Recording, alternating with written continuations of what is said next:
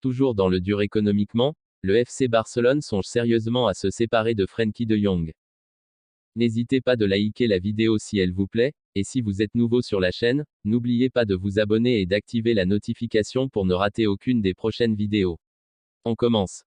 Sans le sou, le FC Barcelone tente de trouver des solutions pour offrir à Xavi, son nouvel entraîneur, des renforts compétitifs lors des prochains marchés des transferts. Sans réelle surprise, et comme lors du dernier mercato estival, ce sont surtout des joueurs libres qui sont ciblés pour juin 2022, à l'image de César Azpilicueta, 32 ans, Chelsea, entre autres. Pour dégager de précieuses liquidités, les Blaugrana pensent également à se séparer d'une des plus grosses valeurs marchandes de leur effectif. El Chiringuito de Jugon explique ainsi que le Barça a placé Frenkie de Jong, 24 ans, sur la liste des transferts. Les Catalans sont conscients des qualités du Néerlandais, mais ils considèrent que sa vente pourrait leur donner de l'air financièrement.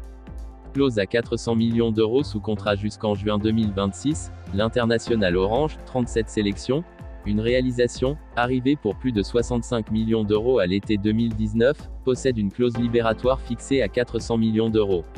Mais, selon Sport, dans son entourage, on sait que plusieurs gros clubs seraient prêts à l'accueillir s'il venait à quitter le Camp Nou. Le club, aussi, en est conscient et aurait même envisagé un échange avec Manchester City incluant Raheem Sterling.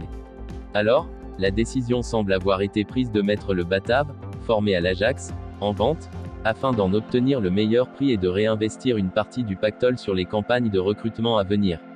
Un sacrifice difficile, mais nécessaire. Dès janvier ou pour l'été prochain.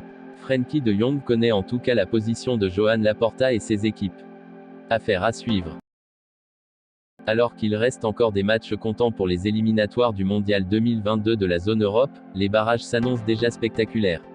Ça va envoyer. Après les terribles désillusions vécues par le Portugal, défaite 2-1 face à la Serbie, et l'Italie, 0-0 contre l'Irlande du Nord, les barrages pour la Coupe du Monde 2022 s'annoncent explosifs. À l'heure actuelle, on connaît 10 des 12 nations qualifiées pour ces barrages, l'Italie, le Portugal, la Suède, le Pays de Galles, la République tchèque, l'Écosse, la Pologne, l'Autriche, la Russie et la Macédoine du Nord. Et ce n'est pas tout. En effet, à ces 10 noms vont s'ajouter ceux de la Finlande ou de l'Ukraine, deux formations présentes dans le groupe de la France. Ensuite, ce sera un des 3 pays du groupe G, la Turquie, les Pays-Bas ou la Norvège. Autant dire, du lourd. Pour rappel, ces 12 noms sont les 10 meilleurs deuxièmes de chaque poule de ces éliminatoires et les 2 meilleurs vainqueurs de groupe de la dernière Ligue des Nations, Autriche et République tchèque. Un format inédit, et si l'excitation est à son maximum, c'est parce que le format de ces barrages a complètement changé. Fini le match aller-retour classique. Sur ces 12 participants, seulement 3 pourront s'envoler vers le Qatar, plusieurs gros bras vont donc tomber. Le tirage au sort des barrages aura lieu le 26 novembre prochain à Zurich. La suite. Ces 12 formations seront réparties en 3 voies. Il y aura donc 6 demi-finales, qui se joueront les 24 et 25 mars, et 3 finales, prévues les 28 ou 29 mars. Les vainqueurs de ces finales seront qualifiés pour le mondial. Tête de série dans ces barrages, l'Italie et le Portugal, par exemple, sont assurés de ne pas se rencontrer lors des demi-finales. En effet, les 6 têtes de série seront réparties dans chacune des 6 demi-finales et affronteront une des 6 équipes non têtes de série. En revanche, cette protection saute pour les finales.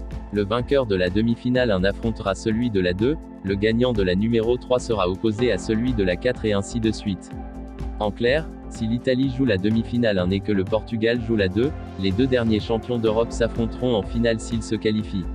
Et vu tous les poids lourds engagés dans ces barrages, en attendant peut-être les Pays-Bas ou la Turquie, vous aurez compris pourquoi il va y avoir des étincelles. À suivre donc. Selon les informations de Marca, le milieu de terrain du Real Madrid Luka Modric devrait prolonger son bail avec la Maison Blanche jusqu'en 2023, ce qui lui permettrait de garder du temps de jeu dans l'optique de disputer la prochaine Coupe du Monde 2022 au Qatar, prévue du 21 novembre au 18 décembre prochain. Une autre bonne nouvelle pour l'international aux 146 caps 20 buts, après avoir qualifié sa sélection pour le 6e mondial de son histoire. Modric pourra également jouer dans le nouveau Bernabéu, toujours en travaux et qui devrait être finalisé l'an prochain, ce qui serait un de ses objectifs. Si vous aimez la vidéo, n'hésitez pas de vous abonner sur la chaîne et d'activer la notification, pour ne rater aucune des prochaines vidéos. Likez, commentez, partagez-la avec vos amis, portez-vous bien et que la paix soit sur vous.